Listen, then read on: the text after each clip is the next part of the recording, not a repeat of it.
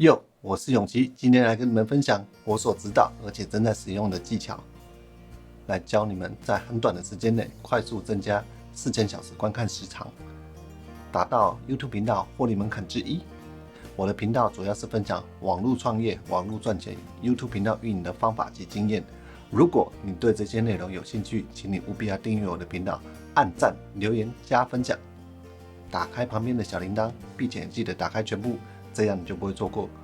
各种赚钱的方法及机会。YouTube 频道的获利条件有2个：一、订阅人数达1000人，如何在短期内快速增加订阅人数，请看我这支影片。2、观看时长达4000小时，等于是24万分钟。很多人认为增加观看时长就是多产出影片，增加观看次数，以增加观看时长。但是你们知道吗？这样的做法是错的。在影片后半段，我会详细的说明关于增加影片观看时长是很多人常有的问题，到底是该以量来取胜，还是努力提升影片品质，才能最快速的增加影片观看时长。接下来我会分享我正在使用而且效果卓越的技巧，教你们在短期内快速增加4000小时的观看时长，达到 YouTube 频道获利门槛之一，也是比较难达到的那个条件。快速增加观看时长的技巧，就是要增加观众的粘着度。这是什么意思呢？这是指让你的影片吸引观众看完全部。试想一下，你的一支影片有1000名观众点阅，观众平均观看时长为1分钟，那么你就会有1000分钟观看时长。如果你让你的观众粘着度提高，看完8分钟的影片，那么你就会有8000分钟观看时长。依照 YouTube 的盈利条件之一，你只要发布30支影片，就可以达到24万分钟的观看时长。所以你提高观众观看影片的完播率，也就是提高观众的粘着度，这样不用增加观看次数，就可以增加影片观看时长。试着去你的 YouTube 后台看看，你的影片平均观看时长是几分钟呢？请留言告诉我吧。我会在本影片教你如何提升观众的粘着度，拉高你的影片平均观看时长，让你在短期内快速达到4000小时观看时长。接下来教你在短期内快速增加影片观看时长的方法，请你一定要看到最后，我相信对你经营 YouTube 频道一定会有所帮助的。下面我会分享我的经验及正在使用的方法，提升你观众的粘着度。一、你只有8秒留住观众。根据美国国家生物技术讯息中心的数据显示，消费者的注意力正在变短。2015年的时候仅有8.25秒，在影片前8秒你就要抓住观众的注意力，所以在影片一开始前几秒你就要告诉观众你的这部影片的主要价值，让观众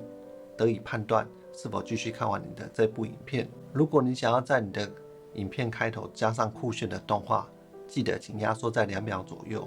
这样你还有时间告诉观众你的影片价值在哪里。2、少说废话。我在上一集影片有提到过，观众是来找寻答案的，多说废话可能会让观众跳走，这样你的影片观看时长就会很短。所以我才要特别提醒，少说废话可以提升影片的完播率。3、种下诱因。试想一下，如果你自己是观众，什么样的情况下你会看完整部影片？主要可能性有3种。A、影片整体节奏快，除了第2点所说的少说废话，这样能提高影片的整体节奏，还要先写好文稿，这样才能掌握影片的节奏。B、预告影片某处或最后有奖励品，有时候多提供一些诱因给观众，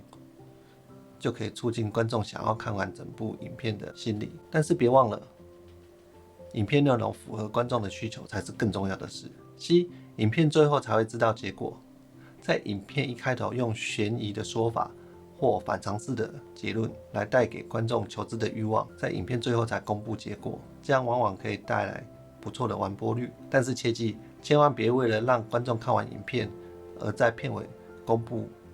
片头是你故意说错的，这样会带来极大的反效果，造成你观众大量的流失。4、研究 YouTube 后台数据。我们可以利用 YouTube 后台数据来分析我们的影片，看看缺失在哪，进而改善。在 YouTube Studio 内容每个影片的数据分析，最下方可以看到观众续看率的图表，点选下方显示更多，在这里你可以点选线条上突然下降的点，上方的影片就会自动切换到这个时间点，你就可以去调查在这个时间点是否有说错话或做错了什么惹观众不开心。再来左边这边可以点选相对观众续看率，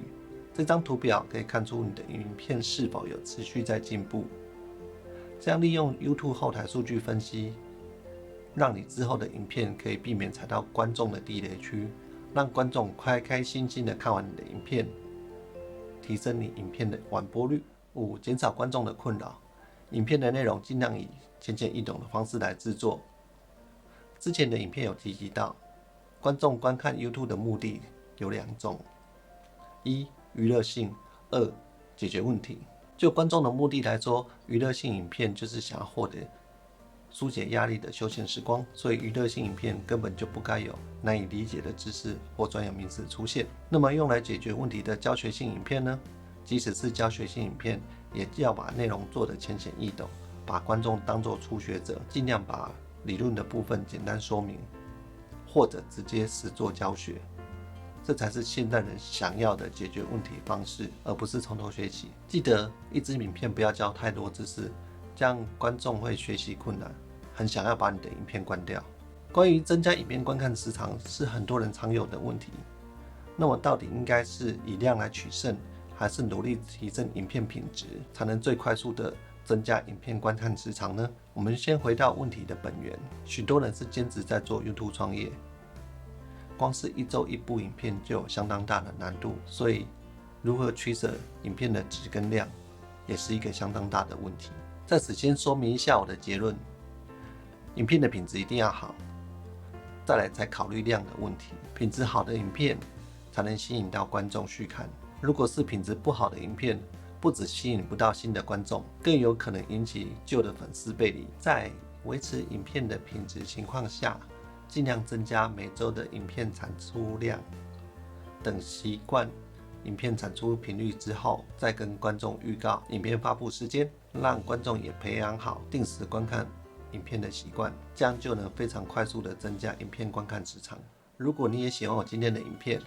请给我一点鼓励，是我持续下去的动力。为我按个赞，为我分享，并且留言告诉我，你想要快速增加影片观看次数吗？下一集影片我将分享我所知道快速增加影片观看次数的方法及经验，请你记得要订阅、留言、加分享。拜拜。